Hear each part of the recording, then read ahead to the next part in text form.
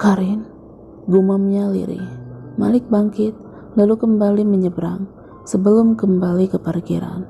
Malik memastikan sekali lagi mengintip ke dalam, berharap bisa melihat dia dan bayi lucunya itu. Akan tetapi harapan itu pupus. Karin tetap tidak menunjukkan batang hidungnya sama sekali. Aku pulang dulu, Karin. Besok aku kesini lagi ya. Malik berbicara sendiri, lalu melangkah lesu menuju motor dan pergi. Usai pulang bekerja, Malik kembali pergi keluar. Malam ini ada janji pertemuan dengan Anthony di sebuah kafe. Dia langsung tersenyum dan melambaikan tangan saat menyadari kehadirannya. Sudah nunggu lama? Tanya Malik sembari menarik kursi untuk duduk. Tidak kok, aku juga baru sampai. Minumlah, aku udah pesankan untukmu. Anthony tersenyum ramah. Terima kasih, Ton. Malik menyeruput jus jeruk sedikit. Kenapa? Tanyanya saat menyadari tatapannya. Kamu terlihat kacau, Malik. Badanmu semakin kurus saja. Tidak pernah makan ya? Candanya lalu tertawa kecil. Enak aja, makan kok. Hanya aja kurang begitu nafsu. Paling sehari sekali. Jawabnya sembari memakan kentang goreng.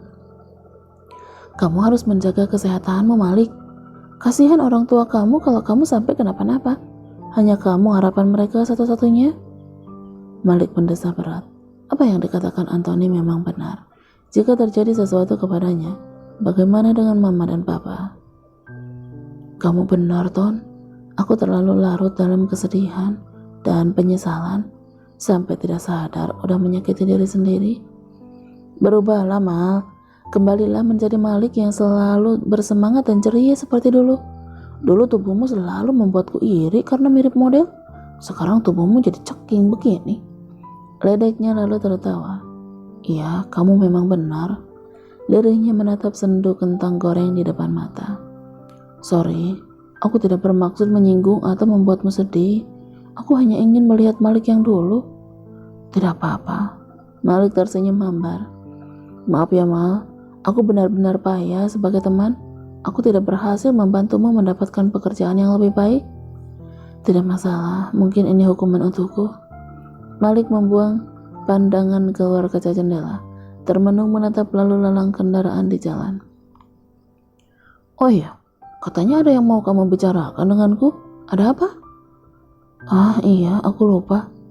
Malik menyeruput kembali jus jeruk, lalu menarik napas panjang. Aku menemukan Karin, Ton. Perkataannya itu sontak membuat Anthony yang sedang minum langsung tersedak, sampai-sampai jus miliknya sedikit menyembur kepadanya. Ya ampun, kenapa kamu menyemburku? Seperti mbak dukun aja. Protesnya sembari mengambil tisu, lalu mengelap kaos dan tangan. Sorry, habisnya kamu membuatku kaget aja, ucapnya dengan tawa kecil. Aku sedang tidak bercanda. Aku sungguh-sungguh melihat Karin. Dia masih hidup, Ton. Tegasnya lagi yang langsung membuat Anthony mengernyitkan dahi. Kamu yakin? Malik mengangguk pasti, lalu mengotak-atik ponsel dan menunjukkan sebuah foto padanya. Foto yang dia ambil diam-diam saat mengintipnya dari gerbang. Anthony membeku, tatapannya membelalak lebar dan spontan membesarkan layar untuk meyakinkan penglihatannya. Ini seriusan? Bukan hasil editan kan? Dia masih tidak percaya. Aku bersumpah, itu langsung aku ambil fotonya beberapa hari yang lalu. Mengalirlah cerita dari awal pertemuan mereka yang tidak pernah disangka-sangka, hingga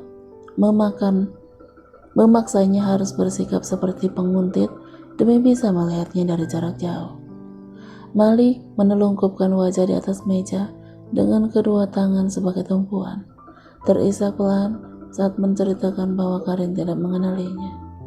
Sabar, Mal, yang penting kita lega karena tahu kalau Karin selamat. Anthony menepuk-nepuk pelan bahunya. Tapi di dalam sini rasanya sakit, Ton. Aku ingin bisa menatapnya, berbicara dan meminta maaf langsung atas semua kesalahan dan dosa yang telah aku lakukan. Tapi tidak bisa. Mengingatku saja dia tidak mau. lirihnya sembari mengangkat wajah dan menghapus air mata. Aku sangat yakin dia hanya berpura-pura, Ma. Mungkin dia melakukan itu karena terlalu sakit hati dengan sikapmu yang sama sekali tidak bisa percaya padanya. Tidak memberikan dukungan, tapi malah mentalak dan mengusirnya. Malik kembali terisak. Perkataan Anthony tentang malam itu kembali membuat hatinya seperti diremas-remas. Aku harus bagaimana?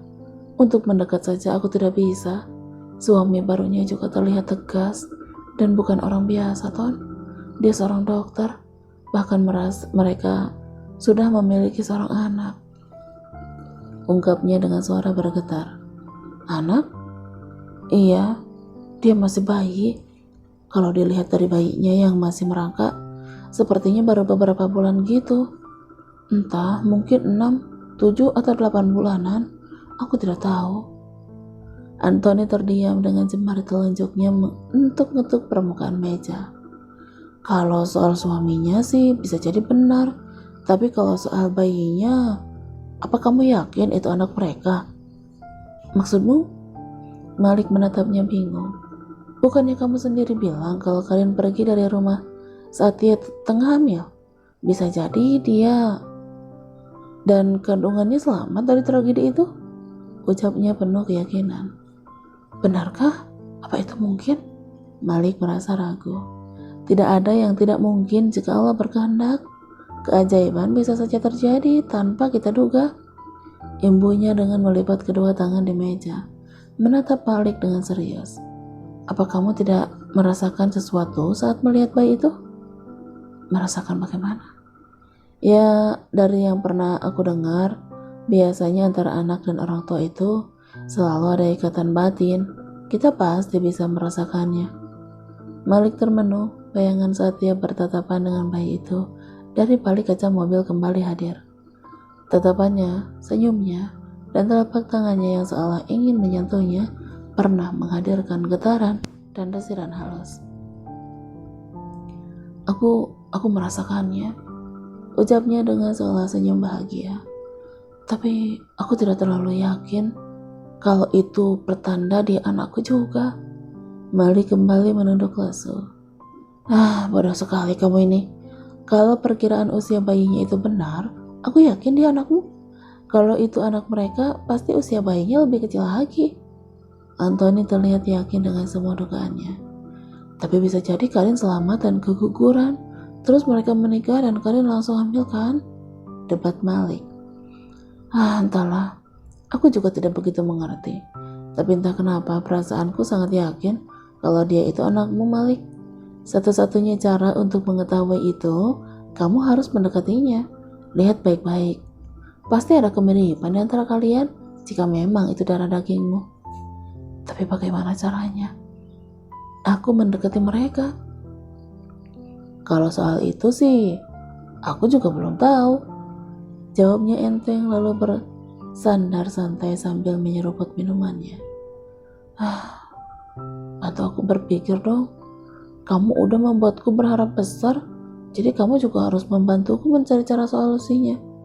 Iya, coba nanti aku pikirkan, sautnya santai. Sudahlah, kita makan dulu aja.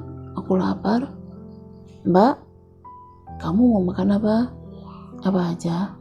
Jawabnya karena pikiran masih fokus pada analisis Anthony tadi. Secerca harapan kembali hadir, membuat sudut hatinya sedikit menghangat. Jika memang benar bayi itu adalah anakku, mungkinkah kami bisa kembali bersama, membangun dan membina kembali rumah tangga yang bahagia bersama anak kami? Tapi Karin udah menikah lagi. Apa ini masih mungkin? Mereka memutuskan pergi makan siang di luar sekalian mampir berbelanja kebutuhan di supermarket. Sementara seorang wanita yang saat itu dia sedang berbelanja, Mas Fandi meminta izin pergi ke rumah rekan kerjanya yang tidak terlalu jauh bersama anak mereka. Dia berkata akan menjemputnya lagi saat belanjaannya sudah selesai. Benar saja, tidak lama kemudian dia menjemput lagi setelah wanita itu mengirimkan pesan kalau udah selesai membeli semua kebutuhan. Namun ada satu kejadian yang membuatnya heran dan tidak nyaman. Di parkiran supermarket, ada pria yang memandangnya lekat. Bahkan matanya memerah dan menangis. Dia juga memanggil-manggil dengan sebutan Karin. Entah siapa wanita yang dimaksud. Dia mengerti dengan ketidaknyamanannya. Mas Pandi segera mengajak kami pergi meninggalkan pria aneh tersebut. Namun tanpa disangka, ternyata dia mengejar, bahkan menghalangi jalan mereka dengan motornya. Terjadi perdebatan di antara keduanya. Dia yang penasaran, terpaksa ikut keluar dan terkesiap kaget saat mendengar dia berkata mengenalinya, bahkan mengakui bahwa dia adalah istrinya. Lelucon macam apa itu? Bahkan aku tidak mengenalnya sama sekali. Tidak mau memperpanjang masalah, Mas Pandi memilih kembali meninggalkannya. Akan tetapi pria itu malah dengan berani mencekal lengan dan bersikeras kalau wanita itu adalah istrinya. Ada perasaan aneh yang hadir begitu saja saat mereka saling bertatapan untuk beberapa saat. Entahlah, dia tidak mengerti kenapa, tapi wajahnya seperti tidak asing. Bahkan entah kenapa hatinya terenyuh saat melihat air matanya bercucuran membasahi pipi. Padahal dia tidak mengenalinya sama sekali. Sejak pertemuan itu, dia pikir dia sudah menyerah. Apalagi Mas Pandi sudah menggertak akan melaporkannya ke polisi. Namun ternyata dugaan itu salah. Wanita itu baru menyadari kalau setiap hari dia datang ke rumah dan mengintip kegiatannya dengan si kecil dari luar gerbang. Awalnya dia mengira itu hanya orang iseng atau tetangga yang sekedar lewat. Akan tetapi suatu hari dia pernah dengan jelas melihat wajahnya meskipun dengan cepat ia bersembunyi lagi. Jujur, apa yang dilakukannya membuatnya ketakutan. Bagaimana kalau ternyata ia punya niat jahat? Aku takut jangan-jangan pria aneh itu mengincar bayiku untuk dijual. Astagfirullah. Sejak mengetahui pria aneh itu sering mengintip mereka, dia memilih menghabiskan waktu di dalam rumah.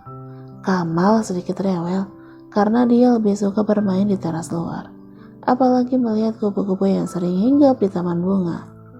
Namun apa daya, dia takut dengan pria itu. Biasanya dia yang sering menyiram dan merawat tanaman bunga. Akan tetapi untuk kali ini, biarlah Biwati yang melakukannya. Dari informasinya, pria aneh itu masih sering datang. Siapa sebenarnya dia? Kenapa sampai nekat mengintip kami seperti setiap hari? Assalamualaikum Mas. Salamnya pada Mas Pandi yang tengah menghubungi. Waalaikumsalam. Kamal udah mandi? Sudah Mas, ini lagi disuapin. Oh ya, nanti kamu makan malam duluan aja ya. Mas pulang telat, ada janji dengan teman dokter lainnya. Janji? Dokternya perempuan atau laki-laki Mas? Mas Pandi malah tertawa mendengar perkataannya itu. Kenapa kamu bertanya begitu? Tidak apa-apa Mas, lirihnya dengan perasaan yang mengganjal. Cemburu ya? Ledeknya lalu tertawa lagi. Tawanya berhenti saat menyadari dia diam, tidak bersuara. Sayang, temannya laki-laki dan wanita, kami berlima kok. Tidak apa-apa kan? Tanyanya dengan lembut. Kalau kamu keberatan, aku bisa. Tidak apa-apa Mas, potongnya. Aku tidak keberatan. Mas janji akan pulang secepatnya. Kamu jangan lupa makan ya. Iya Mas, hati-hati. Assalamualaikum. Waalaikumsalam. Jawabnya lesu, lalu sambungan pun terputus. Dia mengadakan wajah sembari menghela napas berat, merasa kecewa dan sedih karena akhir-akhir ini dia semakin sering pulang larut. Dia tahu pekerjaannya sebagai dokter terkadang memang menyita waktu, akan tetapi dia merasa seperti ada sesuatu yang disembunyikan. Semoga saja apa yang terlintas di pikirannya ini tidak benar. Jangan melamun sore-sore begini Bu, pamali, tegur Bu Wati yang datang membawakan segelas jus mangga untuknya. Duduk di sini Bi, temani aku mengobrol. Dia tersenyum ramah. Biwati mengangguk, lalu duduk di karpet. Jangan duduk di bawah Bi, sini, duduk dengan kami, tegurnya. Tidak usah Bu, saya duduk di sini aja, tolaknya dengan senyuman ramah. Biwati, dia menatapnya tajam. Duduklah di atas. Bukankah kita sudah seperti keluarga?